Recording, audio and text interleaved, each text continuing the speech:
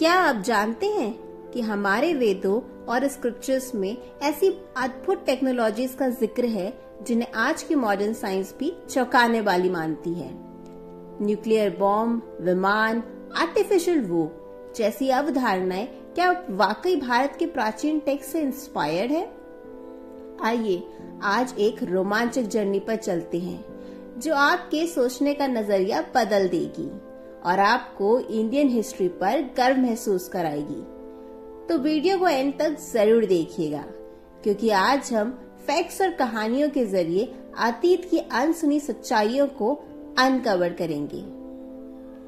Guarantee है इस video से समाज के एक सेक्शन को बहुत जलन होने वाली है कि ये झूठ है, बेकार की बात है, फजूल की बात है, कुछ लोग ही कहने वाले हैं, क्योंकि बात यहाँ पर भारत के इतिहास के बारे में, टेक्नोलॉजी के बारे में होने वाली है। अक्सर हम ये सुनते हैं कि चीजें वेस्ट में इन्वेंट होती है और फिर हमारे भारत में आती है, फिर चाहे वो टीवी हो या कंप्यूटर या फिर स्मार्टफोन। लेकिन कुछ ऐसी भी चीजें हैं जिन्हें पूरी दुनिया से पहले भारत ने पहचाना। तो चलिए आज कुछ ऐसे इन्वेंशन के बारे में जानते हैं जिनका सबसे पहले जिक्र भारत के इतिहास में हुआ था। अगर आप भी हमारे कल्चर की इंटरेस्टिंग चीजें लोगों तक पहुंचाना चाहते हैं तो इस वीडियो को ज्यादा से ज्यादा लोगों तक शेयर करें और अगर चैनल पर नए आए हैं तो प्लीज चैनल को सब्सक्राइब कर लीजिए। तो चलिए इस वीडियो की शुरुआत कर लेते हैं। Number 1, atomic bomb. ओपेनहाइमर एक अमेरिकन साइंटिस्ट जिन्हें फादर ऑफ एटॉमिक बॉम्ब कहते हैं। कोई एक्सपेक्ट नहीं कर सकता था कि जब ब्लास्ट होगा तो क्या नजारे देखने को मिलेंगे, पर जब मैनहट्टन प्रोजेक्ट में पहला एटॉमिक बॉम्ब टेस्ट हुआ तब कुछ लोग खुश हुए तो कुछ रोने लगे। लेकिन सबको पता था कि इस पल से दुनिया बदल जाएगी। ओपेनहाइमर ने भगवद गीता से एक लाइन कही, now I am become death the destroyer of worlds. लेकिन क्यों? भगवद गीता का एटॉमिक पावर से क्या कनेक्शन है? महाभारत और रामायण में ऐसे अस्त्रों का वर्णन किया गया है जिन्हें हासिल करने के लिए कड़ी तपस्या करनी पड़ती है। ऐसे ये सबको नहीं मिलते, सिर्फ गिने चुने काबिल लोगों को ही मिलते हैं। इन अस्त्रों को अनलॉक करने के लिए मंत्र पढ़ने पड़ते हैं जो काफी सीक्रेट होते हैं। आज सिर्फ 9 देशों के पास एटॉमिक वेपन्स हैं, सबके पास नहीं है। उन्हें यूज करने के लिए न्यूक्लियर कोड डालने पड़ते हैं। तो सिमिलरिटी दिख रही है? पुराणों में सर्वशक्तिशाली अस्त्र को ब्रह्मास्त्र कहते हैं। रामायण और महाभारत के ग्रंथों में ब्रह्मास्त्र के बारे में उल्लेख मिलता है, जिसके बारे में यह वर्णन है कि ब्रह्मास्त्र चलाने पर पृथ्वी पर हजारों सूरज की रोशनी का कहर बरसता है, नदियां सूख जाती हैं, तूफानी हवाएं चलती हैं, पर्वत तक टूट जाते हैं। मोहनजोदाड़ो दुनिया की सबसे प्राचीन सिविलाइजेशन में से एक मानी जाती है। मोहनजोदाड़ो के पत्थरों को जब एग्जामिन किया गया तो पता चला कि इनका ये कॉम्पोजिशन सिर्फ और सिर्फ ब्लास्ट से ही हो सकता है, पर ऐसा ब्लास्ट कोई ह्यूमन करने के काबिल नहीं था। It has to be supernatural. क्या ये सबसे पहले ब्रह्मास्त्र की निशानी है? ब्रह्मास्त्र और न्यूक्लियर वेपन्स में ये सिमिलरिटी भी है और भयानक भी, लेकिन सारी कहानियां डरावनी नहीं होती। नंबर 2, विमान। एरोप्लेन को हिंदी और मराठी में विमान कहते हैं और इस शब्द का पहला इस्तेमाल रामायण में हुआ था। एरोप्लेन बनने से हजारों साल पहले कुबेर संपत्ति के देवता और रावण राक्षस राजा दोनों भाई थे, लेकिन रावण ने कुबेर को हराकर उसकी सारी संपत्ति पर कब्जा करके सोने की लंका के साथ साथ रावण ने उसका विमान भी हड़प लिया। वो विमान था पुष्पक विमान, एक ऐसा विमान जो सोच की स्पीड से ट्रैवल कर सकता था। जब हनुमान जी सीता को ढूंढने लंका पहुंचे तब रावण के महल में उन्होंने पुष्पक विमान को देखा and he was surprised. Pushpak विमान में कई सारे जेम्स लगे हुए थे और उसके विंग बैंड थे जो पावर ऑन होने पर स्ट्रेट हो जाते थे।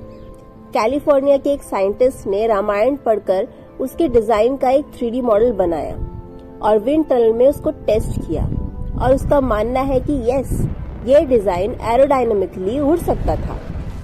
इस विमान से इंस्पायर होकर शिवकर थाईपड़ी ने एक मॉडर्न विमान बनाने की कोशिश की, वो भी राइट ब्रदर्स से पहले। जरा सोचिए अगर वो सक्सेसफुल हो जाते तो।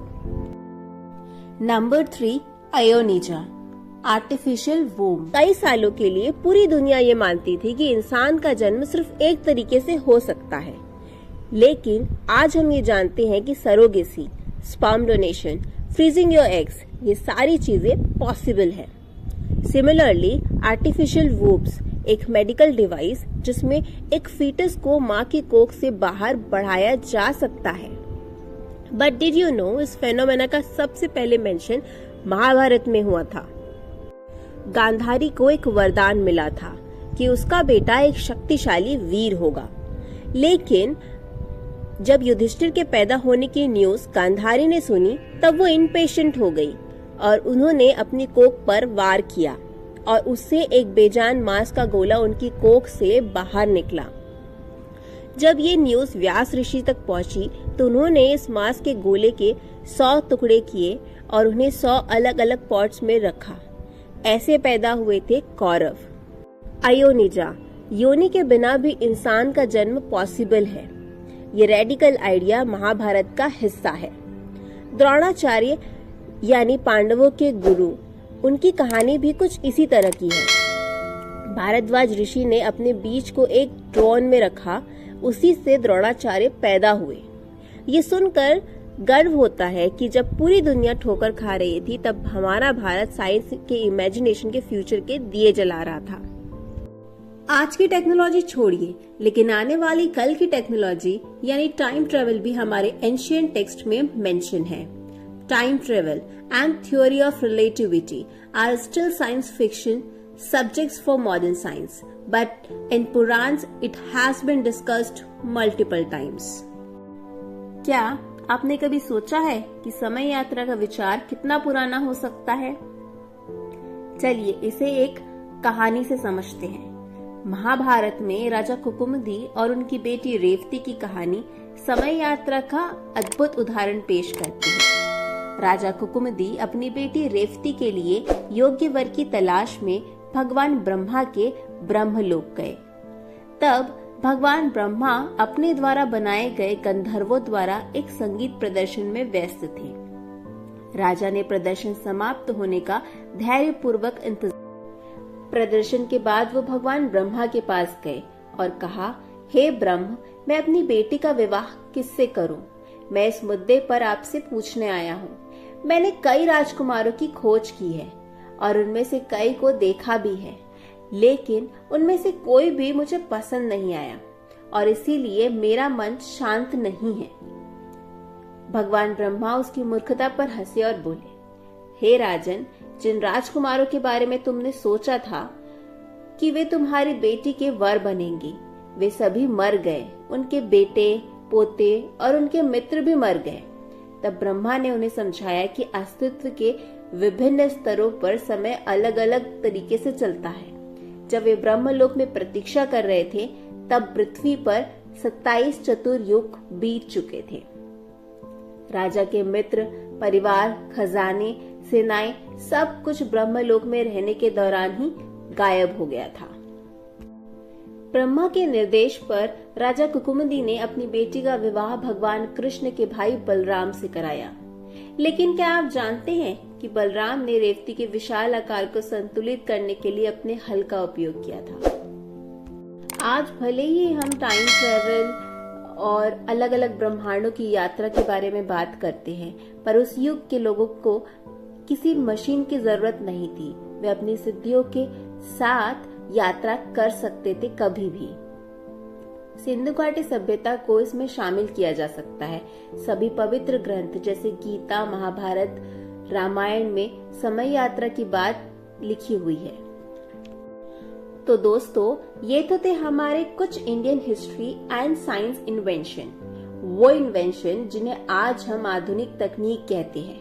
वो हजारों साल पहले हमारे शास्त्रों और वेदों में पहले से ही लिखे हुए थे, लेकिन सैड पार्ट इज कि आज जहां पश्चिमी देश हमारे ग्रंथों को पढ़कर नए इन्वेंशन करने में जुटे हुए हैं, वहीं हम भारतीय इसे झूठा साबित करने में लगे हुए हैं। महाभारत और रामायण, इन महाकाव्यों को कई लोग आज भी काल्पनिक कहते हैं, लेकिन अगर ये सिर्फ एक कहानी थी तो इसमें लिखी गई वैज्ञानिक बातें आज भी सही कैसे साबित हो रही है। एग्जाम्पल के लिए रामायण में पंचवटी का वर्णन, वहाँ के पौधों और पक्षियों का विवरण आज के समय में भी 100% एक्यूरेट है। जैसे plant and animal diversity in Valmiki Ramayana नाम की इस किताब में पुष्टि करती है, आज गोदावरी के तट पर उन पक्षियों और पौधों को देख सकते हैं जिनका जिक्र रामायण में हुआ था। रामायण में लिखी ये सटीक जानकारी उस समय कैसे संभव थी जब कोई ट्रांसपोर्टेशन के साधन नहीं थे? क्या ये नारद मुनि जैसे पात्रों की वजह से हुआ जो पूरे भारत में संदेश और ज्ञान का आदान प्रदान करते थे? अगर इसे संभव मान ले तो बाकी सारी बातें आसानी से समझ आती है। लेकिन ये विचार कि रामायण और महाभारत मिथ है, ये हमारे दिमाग में कहां से आया? असल में ये हमारी संस्कृति को कमजोर बनाने की सोची समझी साजिश थी। जब ब्रिटिश अधिकारी भारत आए तो भारतीय संस्कृति ने उन्हें इतना प्रभावित किया कि इसे ब्राह्मणाइजेशन ऑफ इंग्लिश मैन कहा जाने लगा। ये बात ईस्ट इंडिया कंपनी को बिल्कुल पसंद नहीं आई।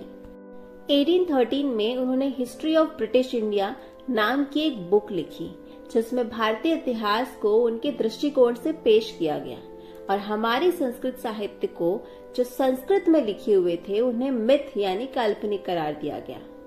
लेकिन असली समस्या तब शुरू हुई जब ये सिलेबस भारतीय स्कूल और कॉलेज में शामिल कर दिया गया। हमें हमारी ही संस्कृति और इतिहास से दूर कर दिया गया और ये सिखाया गया कि हमारी प्राचीन ज्ञान परंपरा केवल कहानियां हैं।